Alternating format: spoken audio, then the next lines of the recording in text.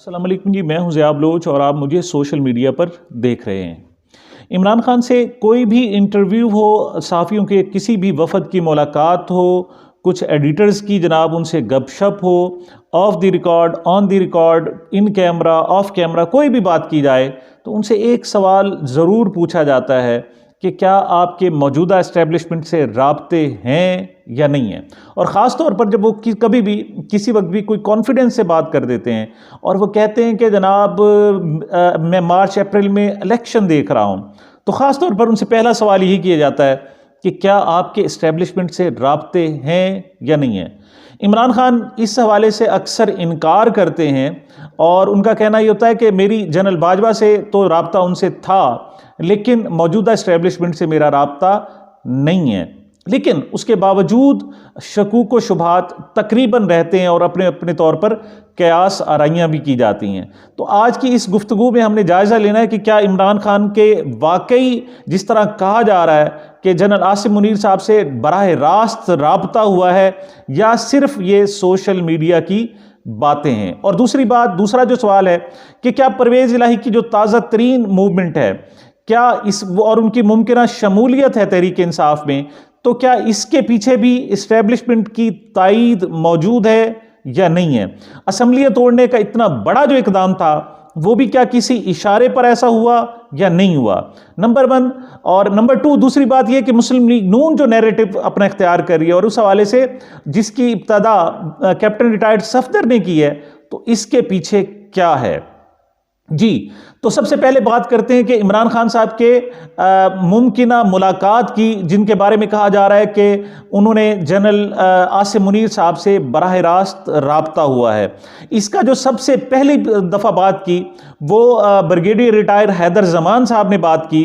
उन्होंने अपनी एक व्लॉग में और कुछ एक इंटरव्यू में उन्होंने कहा कि उनका कहना यह था कि मेरी जो इत्तलात है, उनका कहना था कि मेरी इत्तलात हैं कि जनरल आसिम मुनीर का इमरान खान साहब से बराह रास्त राब्ता हुआ है।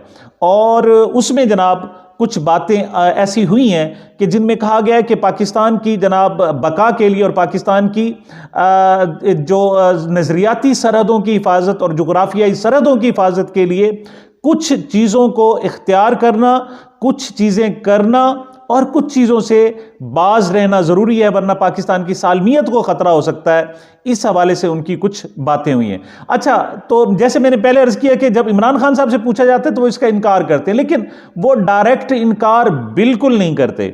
वो कहते हैं कि मेरा एस्टेब्लिशमेंट से राब्ता है, लेकिन वो कहते हैं कि हमारा राब्ता सिर्फ ईवान सदर के ज़रिए है। तो अब ब्रिगेडियर साहब जो कह रहे हैं कि ये मुलाकात उनकी बात हुई या नहीं हुई, और ख़ास तौर पर इसको लिंक कर दिया जाता है जनाब परवेज़ इलाही साहब से, क्योंकि आपको याद होगा कि आज से सिर्फ 3 हफ्ते पहले जब परवेज़ इलाही साहब की ने एक बड़ी खुल के बात की थी। उन्होंने कहा जी अब खबरदार अगर किसी ने जनरल रिटायर्ड बाजवा के हवाले से बात की तो सबसे पहले मैं उनके खिलाफ बोलूँगा और मेरी पार्टी बोलेगी। लेकिन उसके बाद क्या हुआ कि उससे अगले दिन ही इमरान खान ने फिर जनरल रिटायर्ड बाजवा पर तनकीद कर दी, लेकिन परवेज़ इलाही नहीं बोले, उनकी पार्टी भी नहीं बोली। बल्कि सिर्फ यही नहीं कि बोले नहीं हैं, बल्कि वो खामोश रहे और बात यहां तक आ चुकी है कि वो तहरीक इंसाफ में मुमकिना शमूलियत या अपनी पार्टी के इंजमाम के लिए तैयार हो गए। सबसे पहले जब इमरान खान ने इस हवाले से बात की थी कि जो आपसे कितनी सीटें मांग रहे हैं, आपकी सीट एडजस्टमेंट किस हद तक हो रही है, तो उस पर इमरान खान ने कहा था कि मेरी ख्वाहिश है और हम चाहते हैं कि वो सीट एडजस्टमेंट ना हो, बल्कि उनके लोग हमारी तहरीक इंसाफ में बाकायदा शामिल हो जाएं। अच्छा, बाद में उसको जनाब जो उन्होंने बाद में जो कहा, उन्होंने कहा जी कि मेरी प्रेडिक्शन है, उन्होंने पेशन गोई कर दी। उन्होंने कहा जी मेरा ख्याल ये है कि इन फ्यूचर काफ लीग के लोग बाकायदा इसमें शामिल हो जाएंगे। उसके बाद ख्याल ये किया जा रहा था कि शायद परवेज़ इलाही इस पर रिएक्ट करें और वो कहें कि ऐसा नहीं है, लेकिन उन्होंने तो जनाब 2 हाथ मजीद आगे चले। उन्होंने कहा जी ना सिर्फ मोनिस इलाही का इसरार है और इस पर राजी हैं, बल्कि काफ लीग के लोग भी यही चाहते हैं कि हम सब लोग काफ लीग के लोग इसमें तहरीक इंसाफ में जम हो जाएं। और इस हवाले से उन्होंने इशारा भी किया, उन्होंने कहा जी हाँ इस हवाले से हमें ओहदे की भी पेशकश की जा रही है और सदर बनाने की बात की जा रही है। तो ये एक्सपेक्ट नहीं किया जा रहा था कि इतनी जल्दी ये सब कुछ हो जाएगा और इतनी जल्दी परवेज़ इलाही साहब राज़ी भी हो जाएंगे, क्योंकि उनका ट्रैक रिकॉर्ड है। वो अब तक कहते हैं कि हम कोई भी काम इस्टेब्लिशमेंट की मर्जी के बगैर नहीं करते। इवन यहां तक कि वो जो आखिरी मुलाकातें थी और असम्बली तोड़ने की बातें थी, उसमें भी वो ख़ास तौर पर रावलपिंडी जाते रहे और वहां पर जनाब मुलाकातें करते रहे, उनसे बहुत कुछ डिस्कशन करते रहे। तो अब सवाल ये पैदा होता है कि आखिर वो जो इस पर राजी हो गए हैं, तो इसके पीछे एस्टेब्लिशमेंट की ताईद मौजूद है या नहीं है। और दूसरी बात, मुस्लिम लीग नून ने और ख़ासतौर पर राना सनाउल्लाह साहब ने बड़ा क्लियरली कहा था, उन्होंने कहा था जी कि ये लोग परवेज़ इलाही वोट ऑफ कॉन्फिडेंस नहीं ले सकेगा। उन्होंने बहुत क्लियर, उन्होंने कहा जी मुझसे लिखवा लें। उसकी वजह भी बताई, उन्होंने कहा जी कि इनके 10 से 12 लोग तो पाकिस्तान में मौजूद नहीं है, हमें मालूम है कि वो कहाँ कहाँ गए हैं, और नंबर 2 जियो फेंसिंग भी हमने कर रखी है और हमें इल्म है कि कौन कहाँ पर मौजूद है। लेकिन उसके बावजूद राना सनाउल्लाह साहब की कैलकुलेशन गलत हो गई और आखिरी दिन देखा कि 12:20 पर काफ लीग के हाफिज अम्मार यासिर, जो इंतहाई धुंध में मौजूद थे और जिनके मुतालिक इमरान खान साहब ने कहा कि हमने पुलिस की गाड़ियां भेजी कि कहीं रास्ते में उनको किडनैप, अगवा न कर लिया जाए और ट्रैप ना कर लिया जाए, तो वो मौजूद वहां पहुंचे और वोट ऑफ कॉन्फिडेंस हो गया। और वोट ऑफ कॉन्फिडेंस के बाद फिर शर्तें लगाई जा रही थी कि किसी तौर पर भी पंजाब असम्बली डिसॉल्व नहीं होगी, लेकिन पंजाब असम्बली भी डिसॉल्व हो गई। उसके बाद फिर कहा जा रहा था कि ये जो उन्होंने पत्ता फेंका है कि मुस्लिम लीग काफ की पीटीआई में इंजमाम, ये बहुत सारी मुश्किलात पैदा कर लेगा, लेकिन इस पर भी वो राजी हो गए। तो इस पर पीटीआई के अंदरूनी हलकों में तहफ़्फ़ुज़ात शुरू हुए कि शायद हमें इस्टेब्लिशमेंट की तरफ से ट्रैप किया जा रहा है और ख़ास तौर पर उनको इंडल्ज किया जा रहा है और उनको भेजा जा रहा है और तहरीक इंसाफ में घुसाया जा रहा है ताकि तहरीक इंसाफ पर कंट्रोल हो सके। उसके मुकाबले में दूसरी जो बात की जाती है वो ये की जाती है कि शायद ऐसा नहीं है, अगर सदर की ऑफर भी की है तो सदर का ओहदा 2014 से खाली है। आखिरी मरतबा जो सदर बनाए गए थे तहरीक इंसाफ के, वो मखदूम जावेद हाशमी साहब थे। लेकिन सबको पता है कि मखदूम जावेद हाशमी साहब ने आखिर में आकर, उस वक्त के जब लॉन्ग मार्च पीटीआई का जारी था और कंटेनर पर मौजूद थे, तो उन्होंने आकर ना सिर्फ पीटीआई की मुखालफत की बल्कि उस लॉन्ग मार्च की मुखालफत की और उन्होंने कहा जी कि इसके पीछे एस्टेब्लिशमेंट की जनाब डोरे हैं, और वो कंटेनर छोड़कर चले गए थे। अच्छा, इमरान खान साहब की शख्सियत को देखा जाए तो वो इन्हें टैकल करना, उनका प्रीवियस रिकॉर्ड ये है कि वो जो भी पार्टी में आता है और ख़ास तौर पर हाईजैक करने की कोशिश करता है तो उनको वो टैकल करना बहुत अच्छी तरीके से जानते हैं, नंबर 1। और नंबर 2, उनकी अपनी पर्सनैलिटी पार्टी के अंदर इतनी डोमिनेंट है कि मखदूम जावेद हाशमी आए, कुछ नहीं कर सके, और उसके बाद शाह महमूद कुरैशी के मुतालिक भी कहा जा रहा था कि शायद वो कुछ इस किस्म की अपनी जगह हासिल कर लें जो पार्टी के लिए मुश्किलात पैदा कर सकें। परवेज़ खटक के मुतालिक भी ऐसे ही कहा जा रहा था, लेकिन ऐसा अब तक नहीं हो सका और वो मौजूद हैं। अच्छा, तो अब जो ताज़ा तरीन सूरत हाल है वो क्या है जनाब, इस हवाले से ईवान सदर की से देखा जाए और पीटीआई की तरफ से देखी जाए तो उनकी तरफ से एक बात सामने आती है।